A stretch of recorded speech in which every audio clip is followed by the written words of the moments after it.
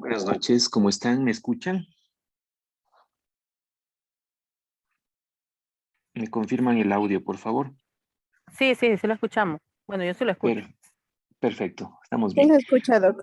Ya, vamos a compartir pantalla y arrancar con nuestra clase.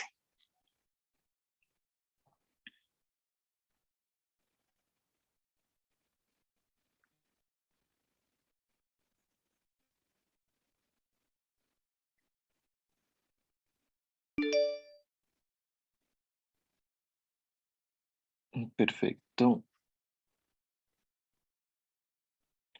¿Sí visualizamos pantalla? Sí, doctor. Muy bien.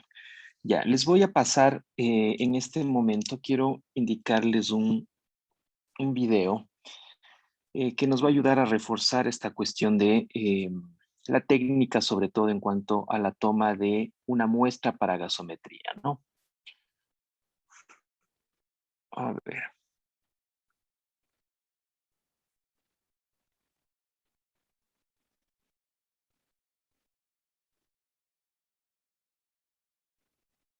Soy el doctor Christian Becker del Sinai Medical Sí, hay audio.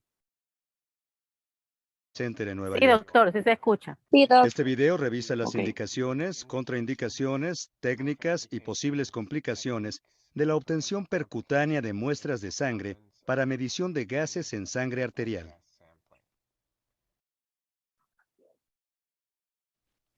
Las indicaciones para la obtención percutánea de muestras de sangre para medición de gases en sangre arterial incluyen, por lo general, la medición de la presión de oxígeno en sangre arterial, presión de dióxido de carbono arterial y medición del pH arterial. Y con menor frecuencia, en pacientes con sospecha clínica para medición de la saturación de oxihemoglobina, concentración de carboxihemoglobina y concentración de metahemoglobina.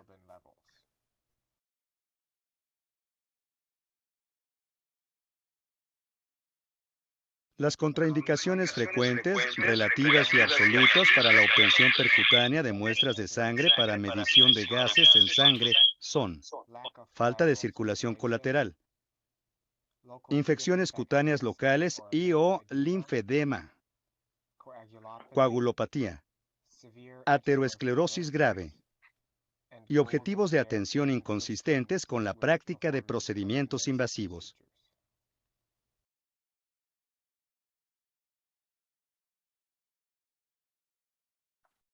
Las contraindicaciones menos frecuentes, relativas y absolutas son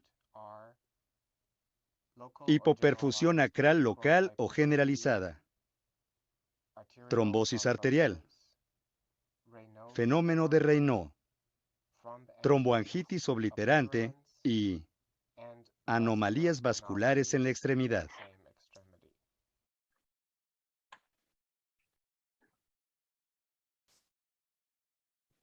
El equipo necesario para realizar la obtención percutánea de muestras de sangre para medición de gases en sangre arterial incluye torundas con limpiador cutáneo antiséptico o clorexidina.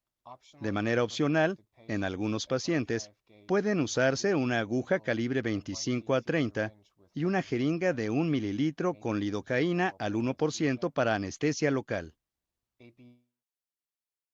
El estuche para toma de muestra arterial incluye aguja calibre 22 a 25 y una jeringa heparinizada de 1 mililitro a 3 mililitros. Una aguja separada calibre 22 a 25 y una jeringa de 1 a 3 mililitros con heparina, gasa estéril y vendaje adhesivo.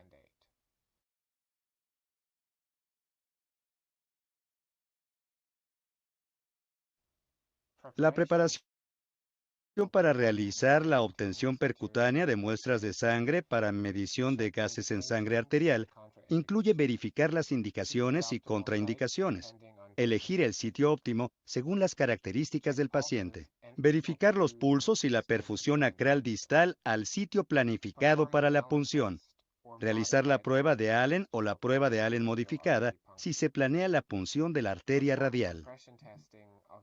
Realice la prueba de compresión de la arteria dorsal del pie con valoración del llenado capilar del lecho ungueal del primer dedo del pie cuando la presión se realizará en la arteria dorsal del pie. Manténgase atento a todas las anormalidades o modificaciones vasculares, como fístulas AB o injertos, además de derivaciones o estenosis y lesiones vasculares. Los sitios más accesibles son arteria radial, arteria humeral, arteria axilar, arteria femoral y arteria dorsal del pie. Si es posible, evite la punción de la arteria femoral por el mayor riesgo de contaminación e infección, pero puede ser el último sitio con pulsos arteriales palpables en los pacientes con hipotensión grave. En pacientes obesos, se necesita una aguja más larga, como agujas calibre 19 a 21 para la arteria femoral. Asegure un ambiente tranquilo, sin distracciones y con buena iluminación. Explique el procedimiento a los pacientes conscientes para tranquilizarlos y evitar la hiperventilación. Para la punción de la arteria radial, coloque el brazo en supinación. Extienda el resto y apoye la posición colocando una toalla o un objeto blando similar debajo de la muñeca extendida. Puede usarse una tabla para brazo. Para la punción de las arterias humeral y axilar, coloque el brazo en abducción y flexión a unos 90 grados.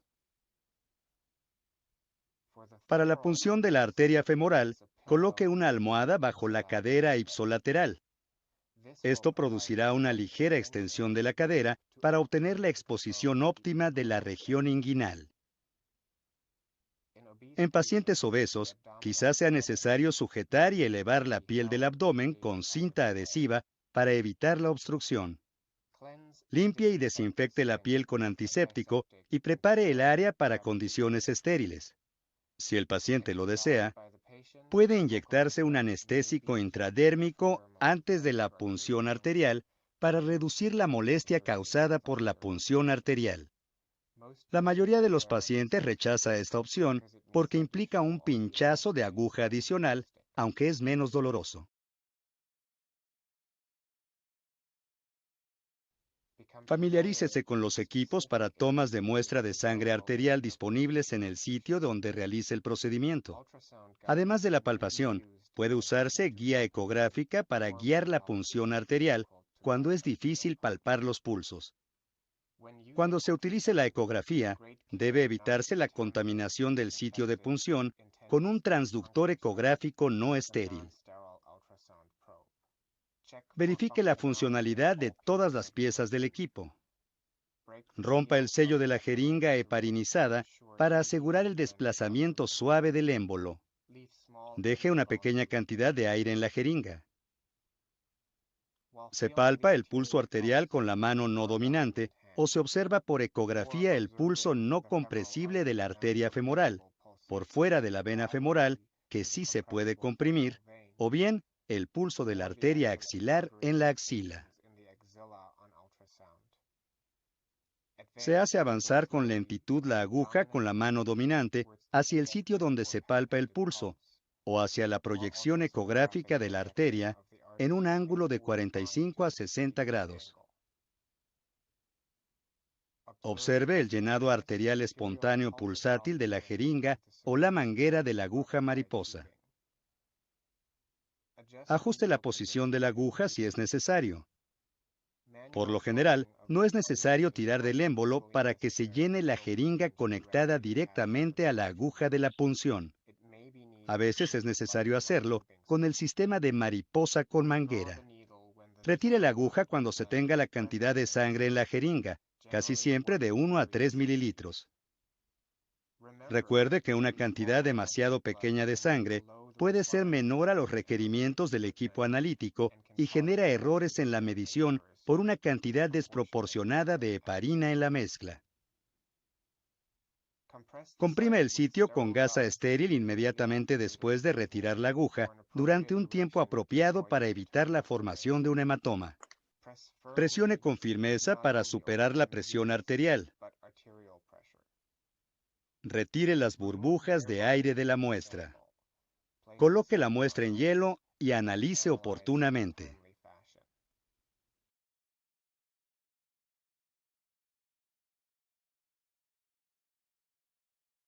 Son poco comunes las complicaciones por punción para toma de muestras de gases en sangre arterial, pero incluyen un hematoma en el sitio de punción, hematoma retroperitoneal por la punción de la arteria femoral, espasmo arterial, daño de la pared arterial, isquemia y necrosis sacral en la extremidad, trombosis y embolia arterial, lesión del plexo braquial en punciones de la arteria axilar, daño del nervio mediano en la punción de la arteria humeral y neuropatía periférica en la punción de la arteria radial.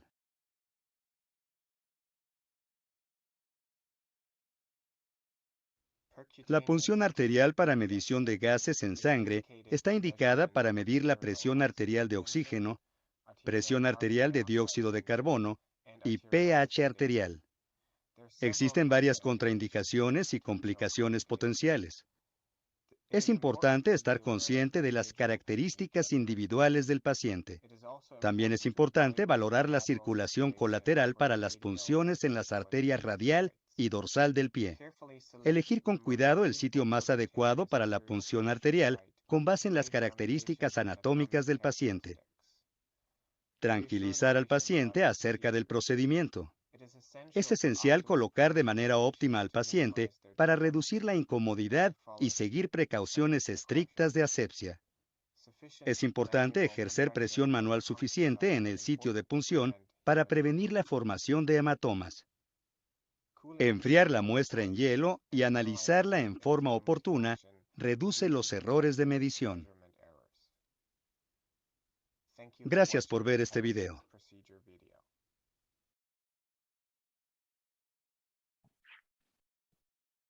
Listo. ¿Alguna pregunta referente al video que tengan ustedes?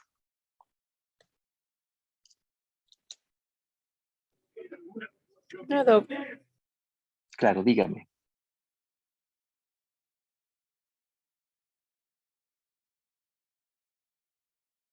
¿Tenía alguna pregunta?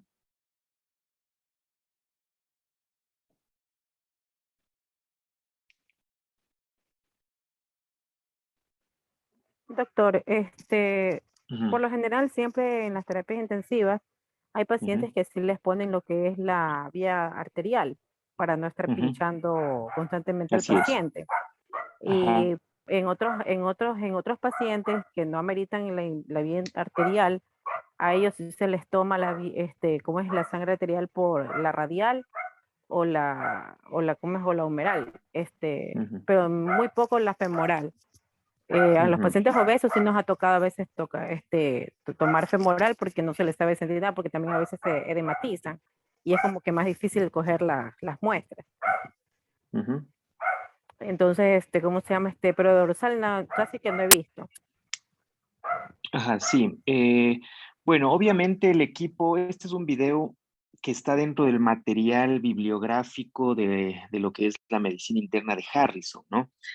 Obviamente esta obra científica es una obra norteamericana y claro, ellos, como ustedes pueden ver, utilizan más equipos, más insumos, ¿sí? Ah, más dispositivos que obviamente para nuestro medio, hospitales públicos, pocos por ahí en privados, a lo mucho tenemos en privados jeringuillas para gasometría, que ya vienen heparinizadas. En hospitales públicos, ustedes, como habrán palpado, no tenemos muchas veces estas jeringuillas para gasometría, sino que tenemos que improvisar lógicamente en las clásicas jeringuillas para insulina, obviamente las que no tienen la aguja incorporada, ¿no? Y claro, a eso tenemos que sumar el hecho de heparinizar esta jeringuilla con heparina sódica, ¿no? Entonces, y claro, no tenemos estos otros dispositivos, esta aguja de mariposa con todo este sistema. Sí, es un poco, hay algunos aspectos que se obvian, obviamente, que a la final no determinan realmente mayor impacto dentro de lo que sería la toma de muestra, ¿no? Aquí es importante, sí, tomar en cuenta, como les decía, el procedimiento de asepsia, de antisepsia previo, que deben tener ustedes, de lavado de manos, por supuesto, antes de abordar o de intervenir al paciente en este sentido. Una buena técnica en cuanto a la sería en este caso esta hiperextensión, ¿sí? En cuanto a la articulación, en este caso sería em, carpofalángica, ¿sí? Y que lógicamente va a ayudar a exponer de mejor manera si el sitio de la muestra es la radial, ¿no? Aquí veíamos en el video colocar pues esta toallita, digamos, en forma de cilindro en la parte inferior para que al hiperextender pues exista esta mayor exposición, ¿no?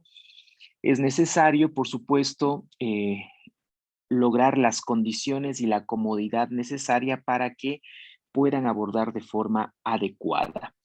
De igual manera, es necesario considerar que el momento de introducir la aguja se lo debe hacer a 45 grados, ¿sí? 45 grados con la finalidad de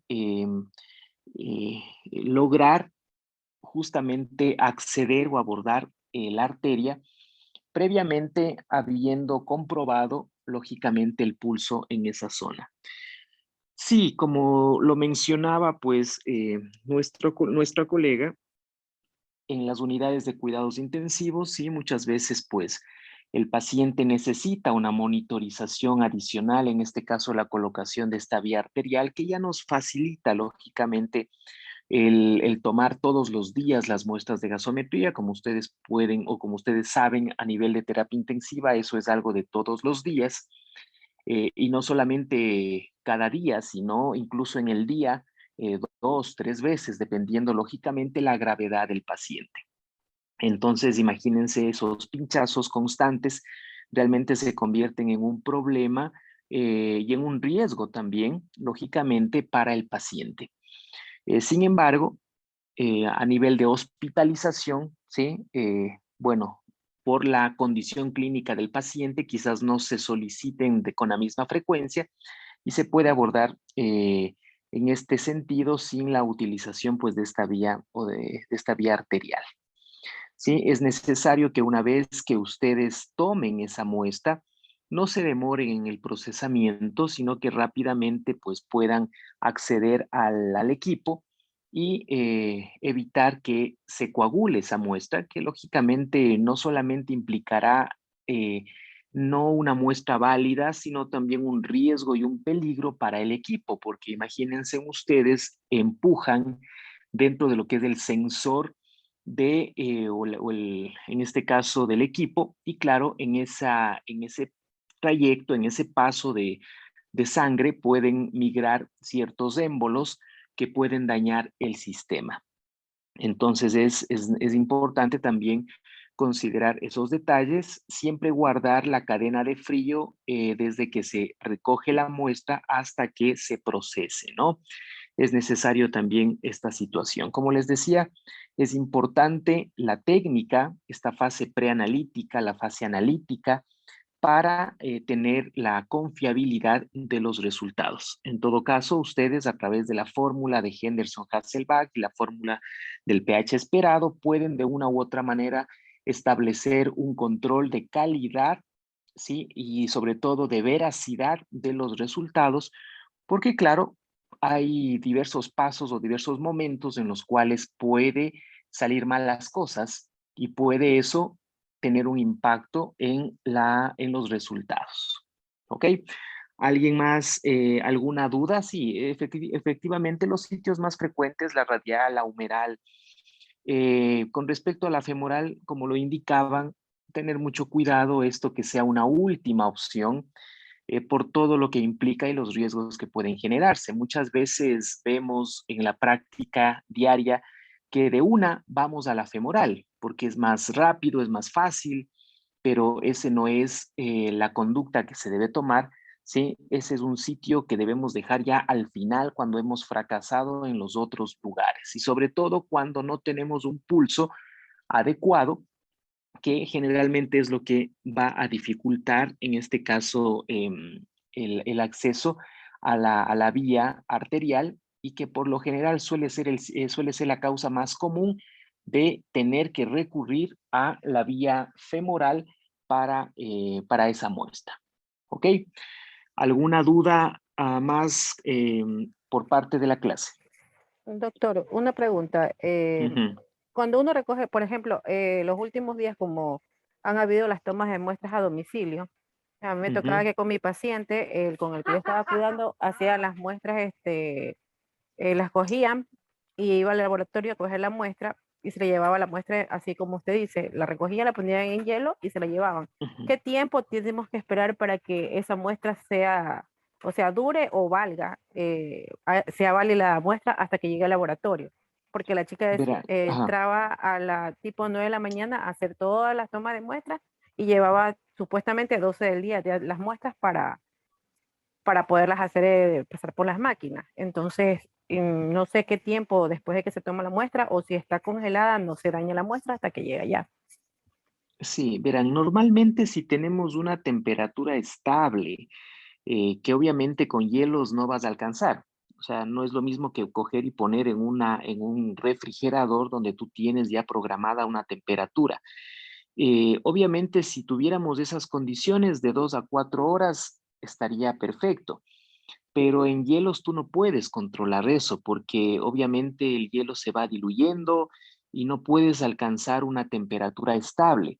Se sugiere de 10 a 20 minutos, ¿sí? Cuando no tienes esta estabilidad para que esa muestra sea procesada.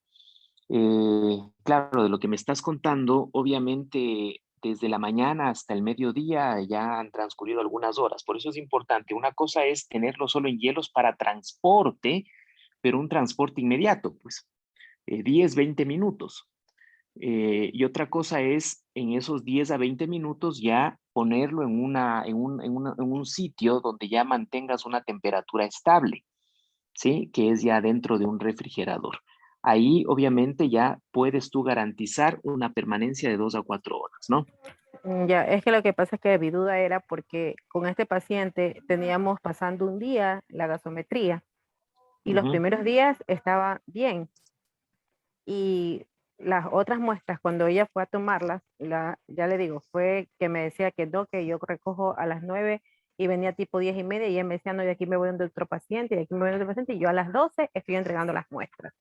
ya Entonces, ves, en los imagínate. días que ella me entregaba las muestras, ya cuando me salían los resultados me salía el PCO2, el PO2 y la saturación de otro valor. Y dudábamos. Así es que no, Y estando el estado clínico del paciente, los signos y síntomas del paciente, no me demostraban lo que me salía en el examen. Y así es, dudábamos. así es, Entonces, así es es. por eso mi pregunta, porque no sabía en realidad cuánto tiempo debería durar. Y si es como usted dice, que con hielo la muestra no me va a durar tanto tiempo, entonces era por eso que se me Ujú. alteraban los resultados. Así es, por supuesto, definitivamente es así. Es que imagínate, hay hemólisis. Producto de esa hemólisis existe pues una salida o migración de ciertos, salida, escape de electrolitos, de líquidos, del espacio intracelular. Todo eso ya altera el medio, lógicamente ácido-base. ¿Sí? No te olvides que hay bicarbonato también. De hecho, uno de los cationes, uno de los, perdón, sí, no, aniones intracelular más predominantes son los fosfatos, es el bicarbonato, que tiene carga negativa. Entonces, todo eso ya te va alterando los electrolitos de la gasometría. Si hay hemólisis, el potasio va a estar alto. Si ya hay liberación de bicarbonato, imagínate, va a haber tendencia más hacia lo alcalino. Es decir, ya cambia. O sea, definitivamente son otros parámetros, otros Y valores. otra cosa, y la muestra tiene que ser tomada de ley con heparina, ¿cierto?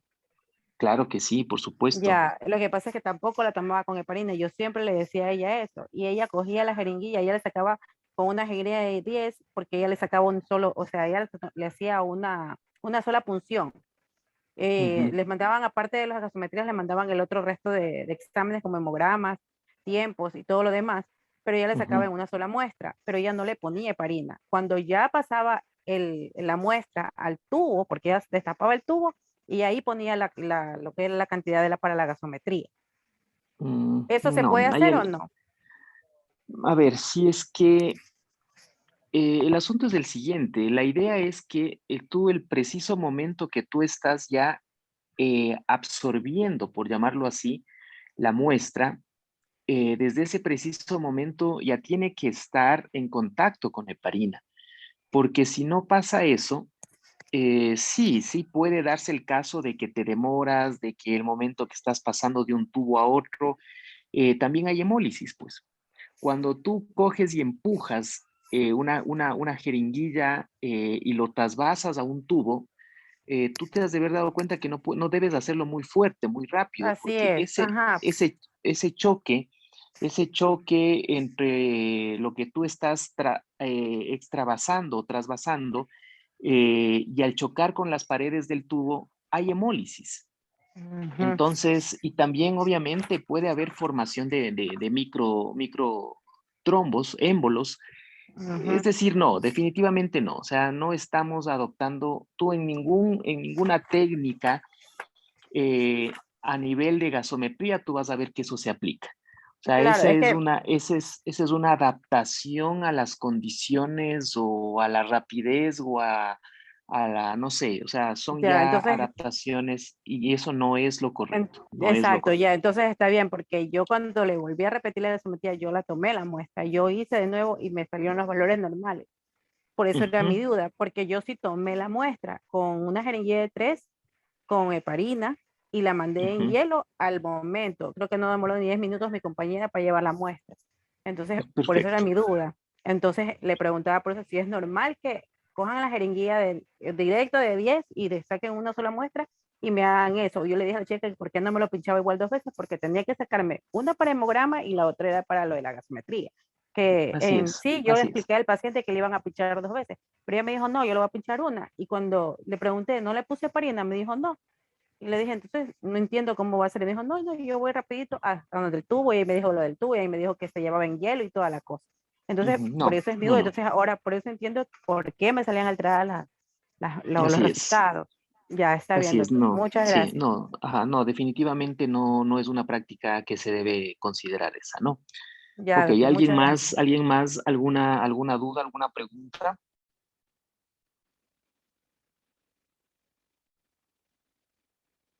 Listo. A ver, vamos a repasar, ¿sí? Vamos a hacer un ejemplo. Les había pedido que por favor nos facilite un ejemplo de acidosis metabólica. ¿Alguien nos puede facilitar un caso con una gasometría en acidosis metabólica?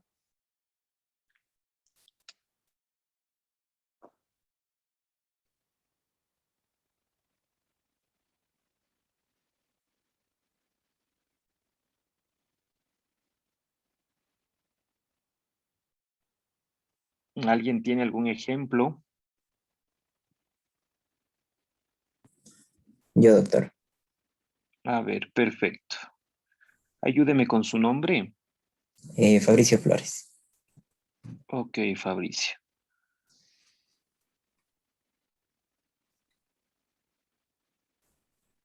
A ver, le escucho. Vamos a ir anotando, vamos con el contexto de nuestro paciente, ¿no? Sí, ya. Es un paciente de sexo masculino de 18 años de edad.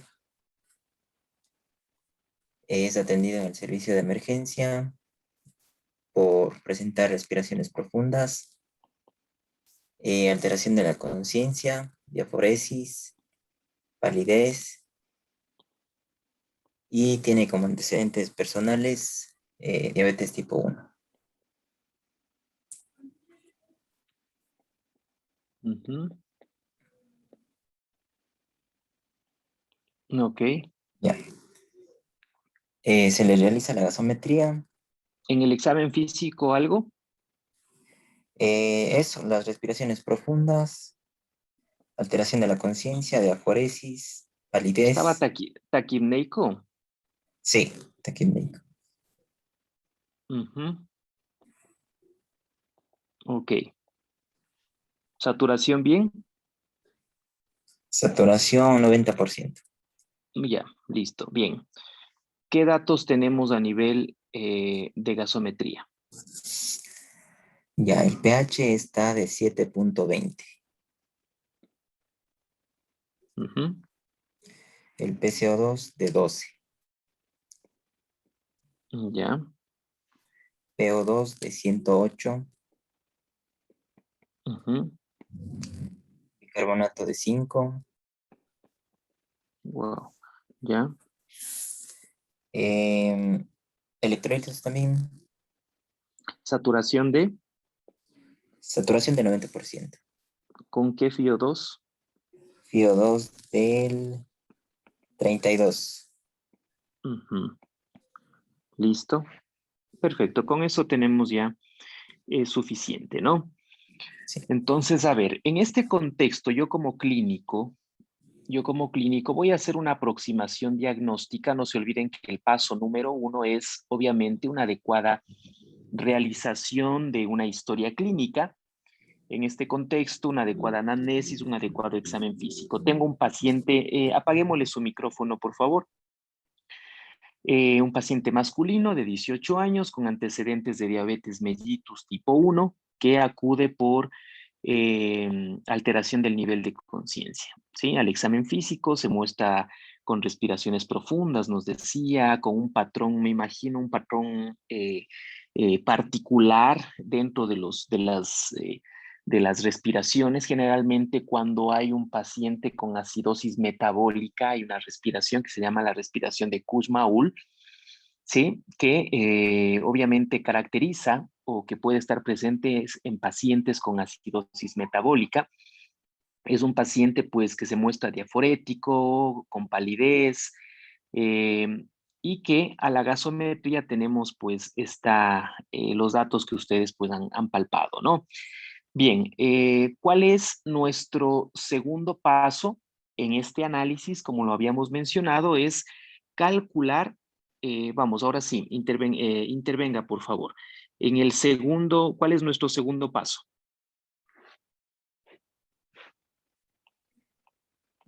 Calcular el pH esperado.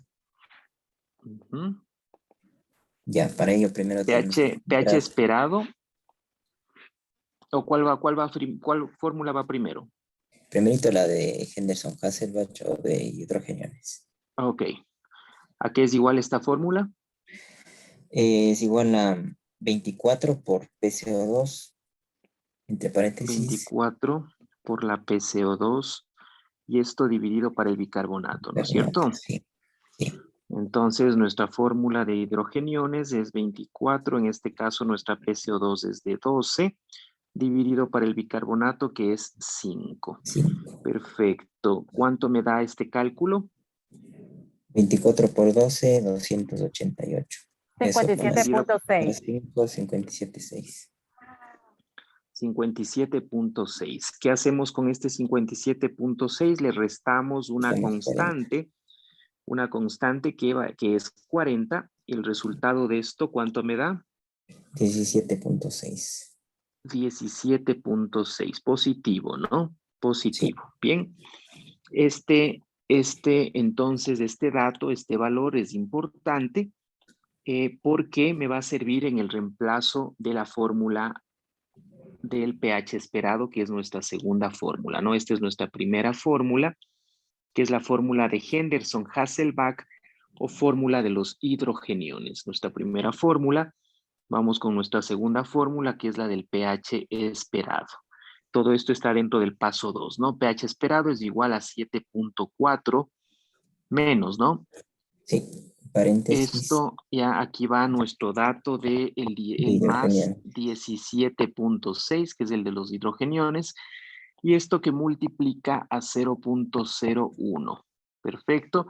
pH esperado es igual a 7.4 menos, ¿cuánto sale lo de adentro?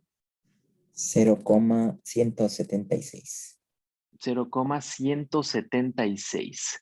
Muy bien, este es más, ¿no? Entonces nuestro pH esperado es igual a 7.4, menos por más me da menos, 0.176. ¿Cuánto me da esto? 7,22.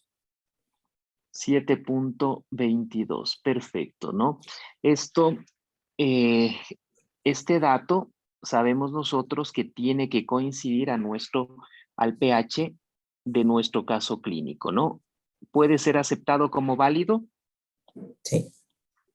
Sí, ¿no es cierto? Sí, Es, ajá. es aceptado como válido, entonces quiere decir que los resultados de nuestra gasometría son adecuados, ¿no? Miren, ¿sí? Me sale el mismo valor, ¿sí? Ok. Entonces eso ya es una indicación de que los resultados son reales. ¿Ok? Muy bien. ¿Sí? ¿Hasta aquí alguna duda? ¿La clase? Ninguna, ¿no? No, Esto no. es de algo que ya lo hemos hecho muchas veces. Tenemos el paso, vamos ahora a nuestro paso número 3. Dentro de lo que es el paso 3, ¿cuál es el paso 3? Calcular el trastorno ácido base primario. Encontrar nuestro trastorno ácido base primario. Para ello voy a poner unas flechitas a mis parámetros, ¿no es cierto? Que les decía, el pH en relación al valor normal, ¿qué está? Disminuido. Disminuido. Está disminuido, perfecto. La PCO2, Disminuida también. muy bien, disminuida. La PO2 está normal. Normal. Sí. El bicarbonato está Disminuido. bajo. Muy bien. ¿Sí? Una vez que hemos hecho esto, entonces ahora sí voy a darle el primer nombre o voy a encontrar el trastorno ácido base primario. Vamos, en este término, en este punto, ¿con qué término empezaría? Debido a que está alterado el pH, sería una acidemia. Perfecto. Aquí Más acidosis. el primer término que cabe es una acidemia, porque está alterado el pH y obviamente está menos de 7.35. Más el siguiente Acidosis. término, una acidosis, porque está alterado la PCO2 y el bicarbonato, definitivamente. Sigo la misma tendencia del primer nombre, ¿sí? Acidosis. Ahora voy y me voy a hacer las siguientes interrogantes o preguntas, ¿no? Es una acidosis, será en la acidosis respiratoria, ¿sí? Hago esta primera pregunta porque voy a tomar el PCO2 en ácido y me pregunto, en la acidosis respiratoria, ¿el PCO2 está bajo? Está elevado. En la acidosis respiratoria, ¿el PCO2 está bajo? No, No, debería estar elevado. no, por aquí no va el asunto, ¿sí? Voy al otro, en la acidosis metabólica, ¿el bicarbonato está bajo? Sí. Perfecto, sí. Entonces, por aquí va el asunto, ¿sí? Muy bien, entonces mi trastorno primario, en este caso les decía, es el trastorno que más se ve, el que a primera vista se refleja, ¿sí? Entonces tenemos aquí hay una acidemia más una acidosis metabólica. Metabólica. Perfecto. Este es mi trastorno ácido base primario. Muy bien. ¿Qué más? ¿Cuál es el paso 4? Luego hay que ver si es que es un trastorno agudo o crónico. Muy bien. Vamos a ver aquí si es un trastorno agudo o si es un trastorno crónico. En lo agudo, ¿qué pasa en lo agudo? En lo agudo el opuesto debe estar normal. el opuesto al que está alterado principalmente. Aquí, como el trastorno es metabólico, el trastorno, el que va a estar alterado principalmente es este, ¿no? O sea, aparte de este, del bicarbonato. ¿El opuesto cuál será? El PCO2. El opuesto es el PCO2. Entonces, en lo agudo, el opuesto al que está alterado, en este caso el PCO2, ¿sí? Tiene que ser ¿qué? Normal. Normal, perfecto. ¿Es normal el PCO2? No está bajo. No, perfecto. Entonces, en lo agudo, siempre el opuesto al que está alterado tiene que ser normal. En este caso, como es un trastorno metabólico, el principal es el bicarbonato, entonces su opuesto va a ser el PCO2. No se olviden que un trastorno metabólico se compensa con lo respiratorio y un trastorno respiratorio se compensa con lo metabólico, ¿no? Entonces, el opuesto al que está alterado, en este caso el PCO2, para que sea agudo tiene que ser normal. Está normal, hemos concluido que no está normal. Por aquí no va el asunto. En lo crónico, ¿cómo está? El opuesto al que está alterado.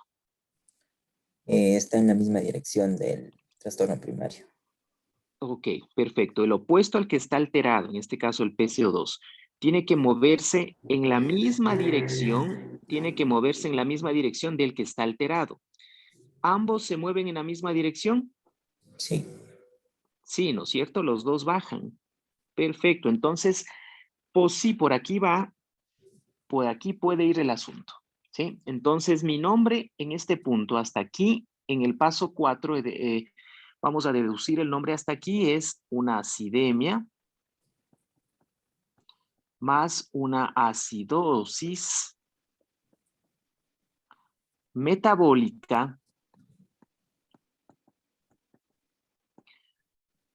posiblemente, ¿qué? Crónica. No se olviden que lo agudo se llama también, ¿sí? Lo agudo se llama también descompensado y lo crónico se llama también compensado, ¿sí? Entonces, en este caso, ¿sí? Es una acidemia más una acidosis metabólica posiblemente crónica, o dicho de otra manera, con posible, ¿qué? Compensación. Con posible compensación, ¿qué? Respiratoria. Perfecto, con posible compensación respiratoria, porque el trastorno es metabólico, todo lo metabólico se compensa con lo respiratorio, ¿no? Bien, entonces mi nombre quedaría en ese sentido, ¿sí? Una acidemia más acidosis metabólica, posiblemente, aquí les pongo con comillas esto porque tenemos que calcular la brecha de compensación para saber si esto es real o no. Posiblemente crónica o con posible compensación respiratoria. ¿Sí? ¿Estamos claros? ¿Dudas? ¿Dudas en ese sentido? No, doctor. No, doctor. Muy bien, hasta aquí vamos perfecto, ¿no? Vamos con nuestro paso 5. Nuestro paso 5, ¿qué me dice? Calcular la brecha de compensación. Para este caso debemos calcular nuestra declaración. ¿Sí? Y para eso nos vamos a nuestra tablita, ¿sí? Que habíamos nosotros revisado en clases anteriores, ¿no? Que es esta de acá, ¿sí? Vamos a borrar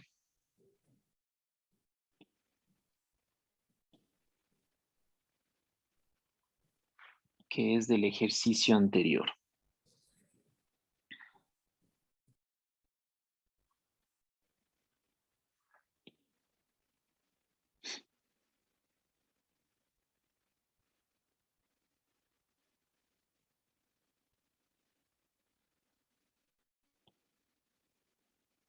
Muy bien.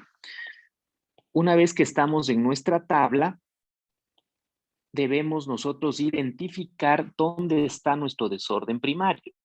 Habíamos dicho que nuestro desorden primario es una acidosis metabólica, ¿no es cierto? O sea, estamos Sí. justo estamos aquí, ¿ya? Y aquí yo tengo esta fórmula o la otra, la de allá, ¿no? Vamos a aplicar entonces nuestra fórmula de brecha de compensación, que me dice que nuestro PCO2, ¿sí?, debe bajar 1.25 por el delta bicarbonato. Nuestro PCO2 tiene que descender 1.25, que era el delta, es la resta entre un valor mayor y menor, ¿no? En este caso del bicarbonato. Y aquí tengo dos parámetros, el bicarbonato de mi paciente y el bicarbonato de referencia. ¿Cuál es el mayor? ¿El de referencia o el de mi paciente? El de referencia. El de referencia, que en este caso será 18 18. más menos 2, menos, ¿cuánto tiene mi paciente? 5. De bicarbonato, 5. 5. ¿Ok? Muy bien, ese está ahí el delta. Entonces, la PCO2 tiene que disminuir 1.25 por ¿cuánto me da? En este caso, 13, ¿no? 13. Sí. El PCO2 tiene que descender 1.25 por 13. 16.25. 16.25. Perfecto. Entonces dice que mi PCO2, en otras palabras, para yo tener un bicarbonato de 5, porque el bicarbonato de mi paciente, ¿sí? El bicarbonato de mi paciente es 5. En otras palabras, para yo tener un bicarbonato de 5, debería tener un PCO2 ¿de cuánto? En este De caso, una- dice que mi PCO2 debe bajar 16.25 de lo normal. ¿Cuánto es mi PCO2 normal? 18.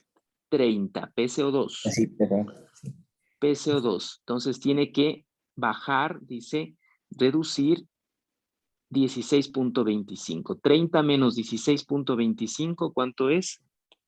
13.75. ¿Cuánto? 13.75. 13.75. Quiere decir que para un bicarbonato de 5, yo debería tener una PCO2 de 13.75. ¿Y cuánto es la PCO2 de mi paciente? 12. La PCO2 de mi paciente es 12. ¿Sí? PCO2 de mi paciente es 12. En este caso, ¿sí? ¿Cómo está? ¿Sí? ¿Cómo está este PCO2? ¿Sí? ¿Cómo está este PCO2 en relación al 13.75? ¿Está más abajo o más arriba? Más abajo. Más abajo. Más abajo, ¿no es cierto? Entonces, dice, cuando el PCO2 está muy abajo, ¿sí? Resulta que hay, bueno, primero deduzco que para que esté compensado este valor, ¿no es cierto? El valor de mi paciente, de la PCO2 de mi paciente, tuvo que haberme salido igual que este valor, ¿no es cierto? Para decir que estaba compensando. Como no me salió, no es igual, ¿sí? No es igual, sino más bien es más abajo, como lo dice aquí. Cuando la PCO2 es muy baja en relación a lo que tuvo que haberme salido, entonces resulta que no es que está compensando. Resulta que hay una alcalosis respiratoria primaria concomitante. ¿Sí? ¿Sí estamos claros ahí? Entonces, ahora sí, con esto, yo puedo venir acá a mí, al nombre donde estábamos poniendo, y resulta que no es que estaba, ya posiblemente ya no va, ¿sí? O sea, realmente no está compensando, ¿sí? No está compensando, sino que se trata de dos trastornos simultáneos, ¿no? Que en este caso sería una acidemia más acidosis metabólica Más alcalosis más una alcalosis respiratoria respiratoria primaria. primaria concomitante. Concomitante. ¿Ok? Este realmente es el nombre de mi trastorno, ¿sí? Una acidemia más una acidosis metabólica más alcalosis respiratoria primaria concomitante. Nunca estuvo compensando, ¿sí? Por más que estos dos estaban hacia la misma dirección, ¿sí? Este posiblemente de acá fue falso, ¿sí? No aplica, ¿ya? No aplica, ¿por qué? Porque la brecha de compensación, que es lo que calculamos acá, ¿sí? No nos salió lo mismo, ¿ok? Como cuando les decía, cuando me salga lo mismo la PCO2 de mi paciente, que en este caso la PCO2 esperada, porque este sería una PCO2 esperada, ¿sí? Cuando salga lo mismo, entonces ahí sí digo está compensando. Pero como no salió la misma, sino que más bien este de acá es más bajo que el de acá, ¿sí? Como aquí lo dice, ¿qué pasa cuando la PCO2 es más baja o muy baja en relación a la de acá, no? Entonces resulta que hay un trastorno que se llama, en este caso, alcalosis respiratoria primaria concomitante, ¿sí? De ahí salió ese nombre. Muchos dirán, bueno, ¿y dónde se sacó ese nombre? De ahí. Entonces, ahora sí puedo deducir que no estuvo compensando, sino que se trataba de otro trastorno que estaba escondido ahí. Es un trastorno mixto, que es una alcalosis respiratoria primaria concomitante, que nos hacía creer que estaba compensando, ¿sí? Que nos hacía creer, por eso, como ocurría aquí, ¿sí? Pero realmente no. Fue un espejismo nada más. ¿Ya? ¿Estamos? ¿Dudas? No, doctor, está claro. La clase. ¿Alguien más? Estamos como 20, creo. ¿Dudas? No hay dudas, doctor. Perdón, no lo escuché. No, perfecto, listo.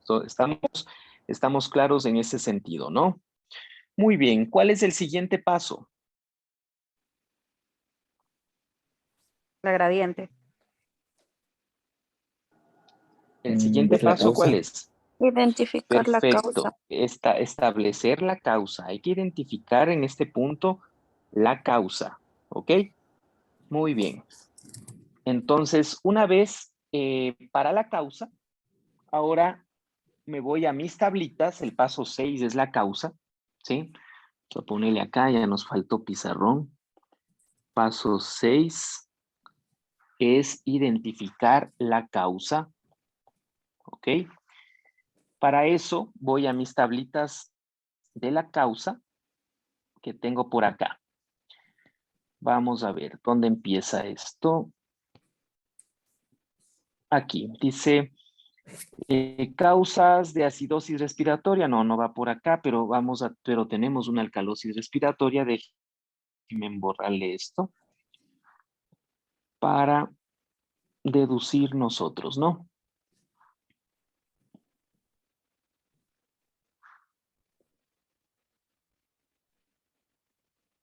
Miren, aquí tenemos nosotros dos trastornos, ¿no? Vamos con el primer trastorno, que es una acidosis metabólica.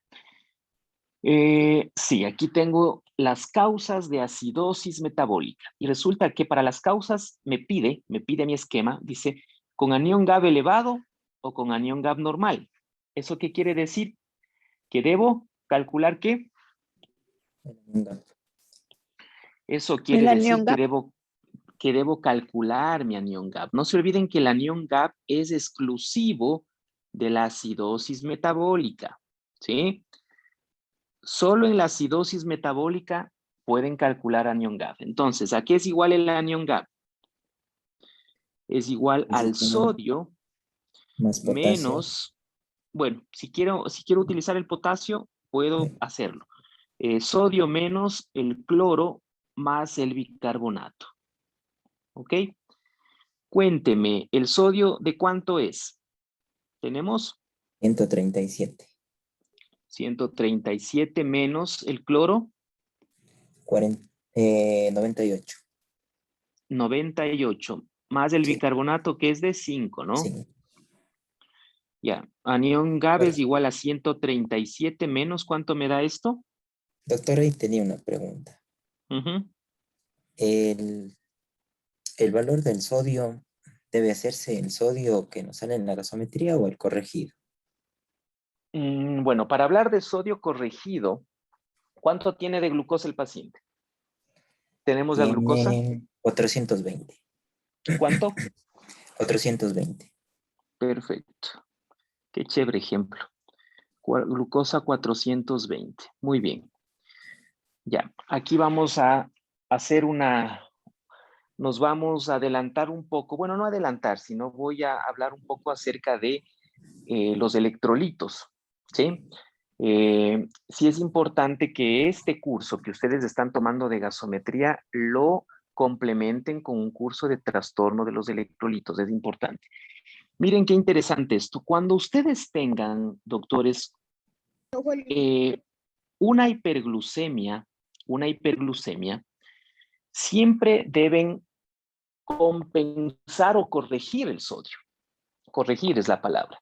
Y básicamente en tres escenarios. Cuando ustedes tengan una hipertrigliceridemia, una hiperproteinemia y una hiperglucemia.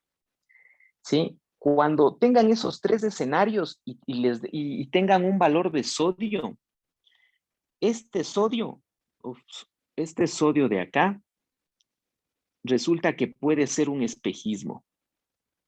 Este sodio puede ser, no puede ser, es un espejismo.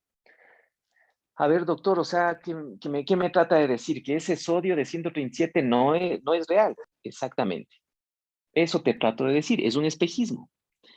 Cuando tengas esos escenarios, tienes que aplicar una fórmula que se llama la fórmula del sodio corregido. El sodio corregido. Y, claro, esta fórmula del sodio corregido te va a dar el sodio real, o sea, no ese espejismo que estás viendo ahí. ¿Sí? Hay calculadoras médicas, espero que ya se hayan bajado una calculadora médica, ¿sí? Adecuada, decente, y que la tengan ahí dentro de sus tesoros más preciados de aplicaciones en su celular, que es el WhatsApp, el Facebook, el Messenger, el TikTok, ahí al ladito que tengan una buena calculadora médica, ¿ok? Entonces, el sodio corregido es igual, ¿sí? El sodio del paciente más, en este caso, la glucosa del paciente menos 100 dividido para 42. Hay muchas fórmulas, ¿no? Yo les estoy dando la que yo me sé. Sodio corregido es igual al sodio del paciente más la glucosa del paciente es 420 menos 100. ¿Sí me están escuchando? Sí, doctor. Sí, Ya, doctor. perfecto. Ok, sodio corregido es igual a, en este caso, este sodio es del sodio del paciente, ¿no? Que es 137 más, hagamos ese cálculo, por favor. 420 menos 100 dividido para 42. 7.6, 61. 7.61. ¿Cuánto? 7.61. 7.61, perfecto. Ahora, sodio corregido, entonces, es igual a 137 más 7.61. 144.61. 0.61. Este, doctores, es el sodio real del paciente. Miren ustedes la diferencia. Y si ustedes no saben hacer esto, si ustedes no conocen trastornos de los electrolitos y saben que deben hacer esto, imagínense ustedes compensando sodios que no corresponden. ¿Sí? Solo aquí me subió de 137 a 144. ¿Se imaginan ustedes que tengamos un sodio de 128? Y eso se llama una pseudohiponatremia, es decir, es un sodio falso. Y ustedes compensando un sodio de 127, cuando realmente el sodio corregido, quién sabe, ya les pone el sodio en un valor normal, pues. Y no tenían que compensar. ¿Sí ven lo importante? Y pueden estar cometiendo iatrogenias, ¿sí? Compensando sodios que no corresponden, ¿ya? Entonces, en este caso, ya mi sodio no es 137. El anión GAP tienes que hacerlo con el sodio real, ¿no? con el sodio real. Entonces ya no aplica 137 aquí.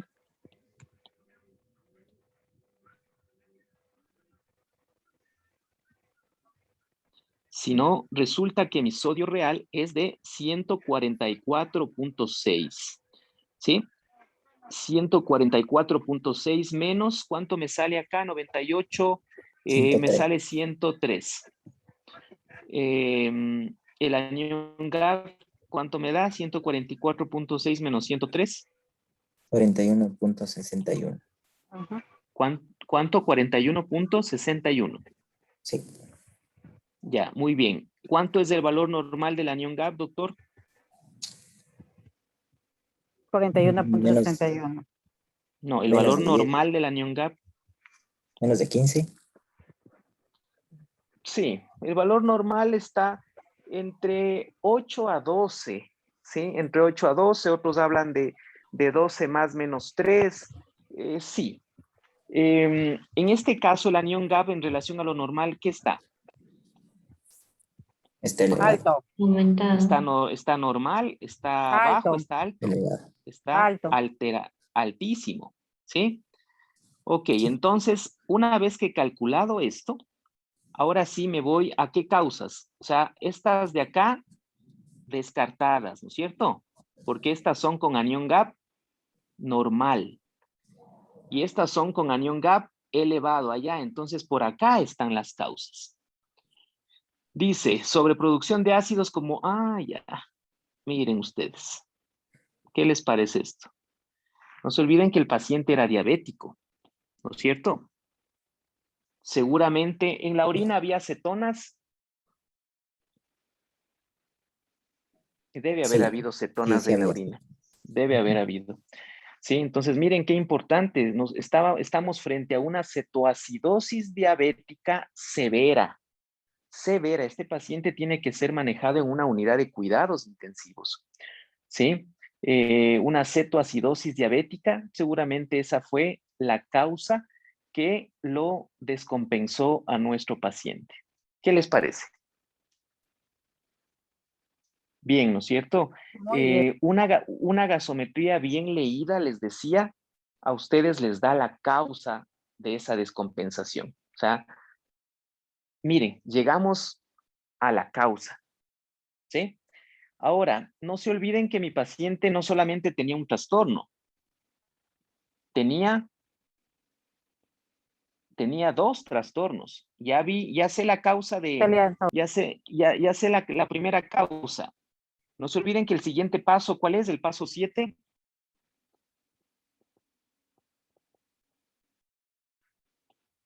¿Cuál es?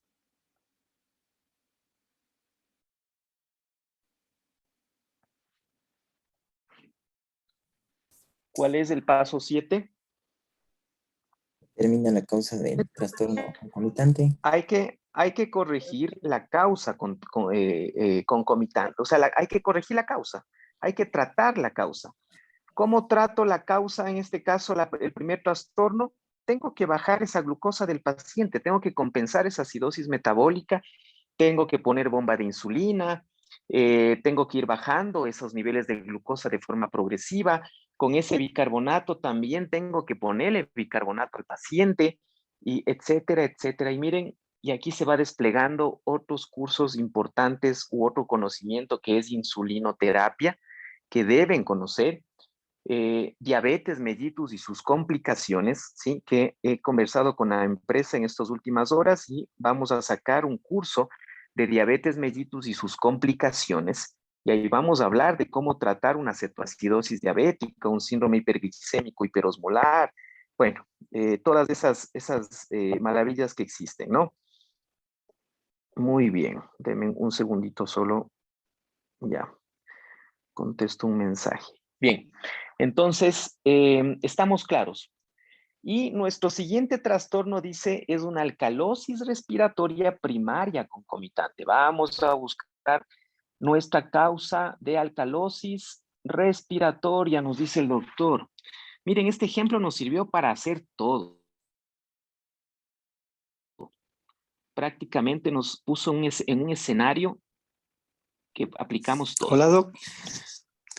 Y, ¿sí? ¿Me iban a preguntar algo?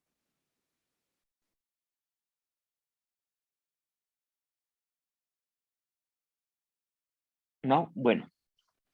Listo, entonces hay una alcalosis respiratoria, ¿no? Hola, Doc, Que era buenas nuestra... noches. Sí, buenas noches, dígame.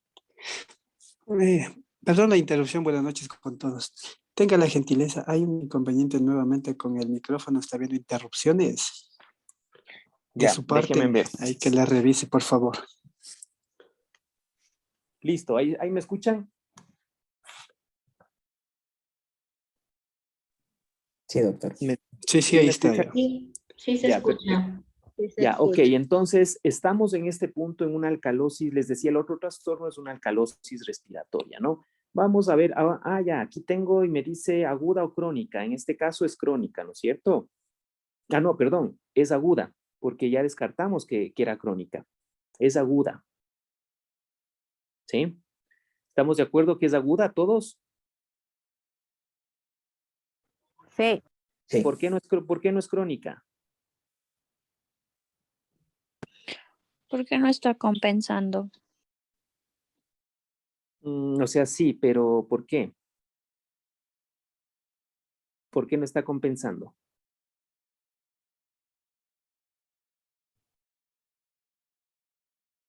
Porque la brecha de compensación, ¿qué?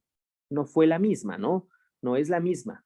En este caso, el valor esperado no fue el mismo que el de mi caso clínico, ¿ok? Entonces, es una aguda. Bien. Pero aquí, doctor, necesito calcular algo. Me pide la tablita esto. ¿Cómo se llama? Aquí le ponen como Gradiente alveolo diferencia, ¿no? arterial. Diferencia, pero es el gradiente, también puede ser llamado gradiente alveolo arterial de oxígeno. Ya, doctor. Entonces tengo que calcular el gradiente alveolo arterial de oxígeno para saber por dónde me voy, si me voy por arriba o por abajo de las causas. Muy bien, vamos a calcular. Gradiente alveolo arterial de oxígeno. Bien, vamos. ¿La PO2 en cuánto está? 108. 108. ¿La PCO2? 12. Bien. La FiO2 era de 32, creo. 32. Ya, Sí. perfecto. ¿Qué gradiente tengo? ¿Cuánto me ha dado? 105. Muy bien, 105 milímetros de mercurio es mi gradiente para este caso. Muy bien, doctor, mi gradiente es de 105 milímetros de mercurio. ¿Sí? ¿Para qué me sirve el gradiente, doctores? Para ver si es pulmonar o extrapulmonar. ¿Qué cosa? La causa de la... La causa, perfecto, la causa, ¿no? ¿Cuánto? Con menos de 20 les decía es extrapulmonar y con más de 20 es pulmonar. En este caso, la causa es... Pulmonar. Pulmonar. La causa es pulmonar. Vamos a ver, dice, gradiente alveolo arterial de oxígeno normal, no, y con un gradiente alto, por aquí va, es alto. Las causas, neumonía, edema de pulmón, embolia pulmonar, aspiración, sepsis. Es un paciente diabético que viene en cetoacidosis diabética, ya tiene antecedentes de diabetes. Lo más seguro es que estaba infectado. Estaba infectado, ¿no es cierto, doctor?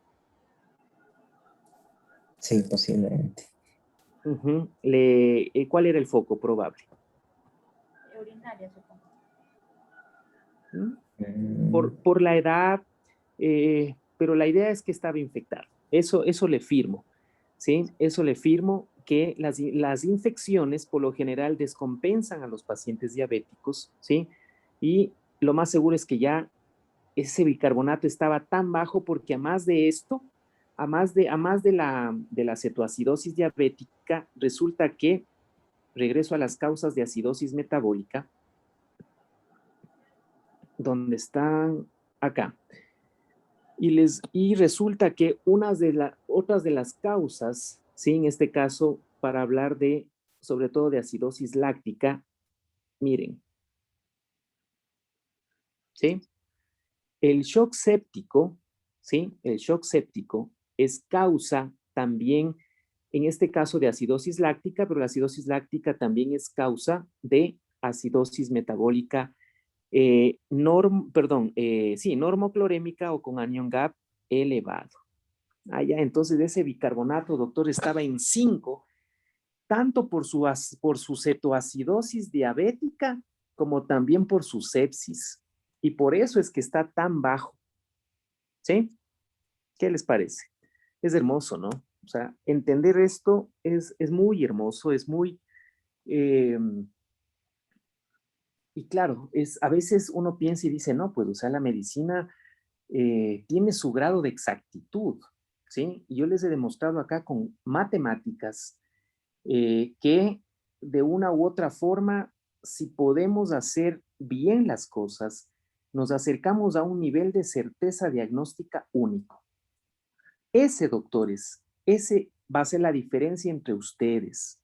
Todos hicimos un pregrado, nos graduamos de una universidad, independientemente de la universidad, créeme que te puedes haber graduado en la universidad más carísima, más excelentísima, con todos los honores, que a la final quien determina o que quien marca la diferencia entre un profesional y otro profesional es este grado de actualizar sus conocimientos, su capacidad de análisis crítico. Yo no saco nada si se saben Harrison desde la A hasta la Z, si cuando están al frente de un paciente están temblando, no pueden tomar una decisión.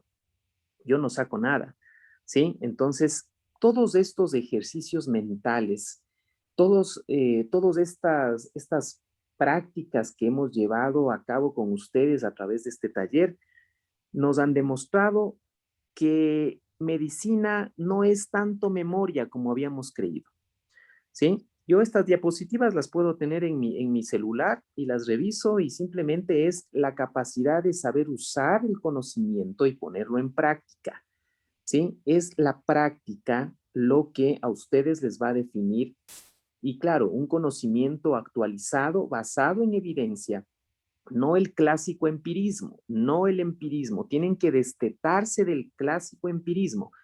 No, hazle esto porque mi maestro lo hacía y porque el maestro de mi maestro lo hacía, entonces todos lo hacemos. No funciona así. Sus acciones, sus intervenciones tienen que estar basadas en el conocimiento científico, en la medicina basada en evidencia para tomar decisiones correctas, ¿sí? Eso va a marcar la diferencia. Estoy seguro que después de este curso, ¿sí? Muchos de ustedes, por no decir la totalidad, obviamente serán diferentes, serán un puntito más, ¿sí? Habrán crecido un punto más en sus conocimientos en relación a antes de recibir este curso. Y esa es la idea y eso les va a ayudar a atender y a servir de mejor manera a sus pacientes. ¿Ok?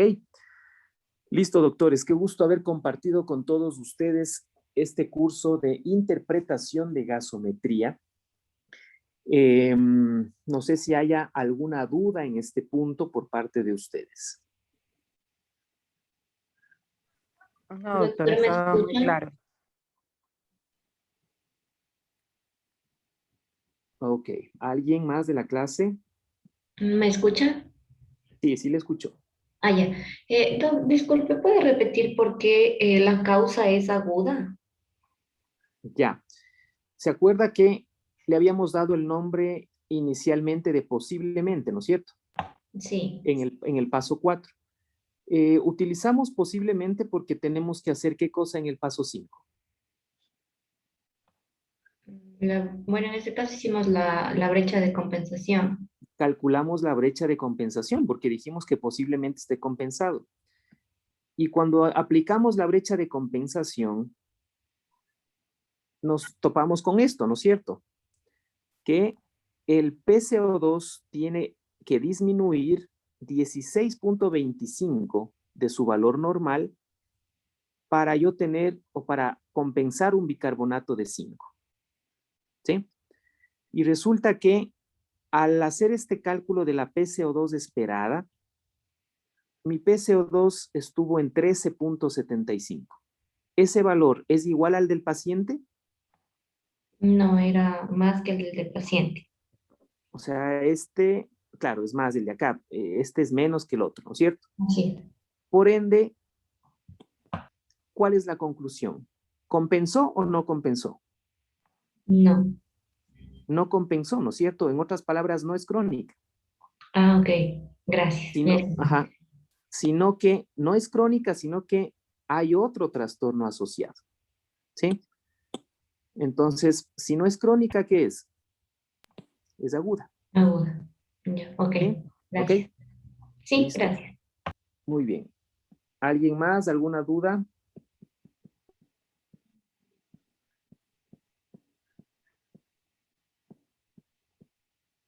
¿No? Listo, doctores y profesionales de la salud. Entonces, les agradezco. Yo me siento muy gratificado, me siento muy contento porque realmente han asimilado gran parte de este conocimiento, ¿sí? Que les he dado, y eso me doy cuenta cuando conversamos, ¿sí? Y la captan rápidamente. Eso quiere decir que han seguido de cerca cada uno de estos pasos. Para quienes de pronto tengan algún vacío, alguna duda, estoy seguro que si se repasan nuevamente esos videos, van a reforzar mucho, porque las clases han sido muy despacio, muy metódicas, muy, digamos, claras, y estoy seguro que al revisar nuevamente esas clases, van a poder entender muchos de estos aspectos. El examen, bueno, ya les de escribir al grupo cuando el día que van a rendir esa evaluación, son 10 preguntas de opción múltiple, de lo que hemos hablado, ¿no? De lo que hemos hablado. Estoy convencido de que obviamente un examen no refleja el conocimiento real, pero es un requisito que se debe pues cumplir y que quien ha visto, quien ha estado en las clases o quien ha repasado los videos va a responder esas 10 preguntas de la manera más fácil y les va a resultar muy sencillo esa evaluación.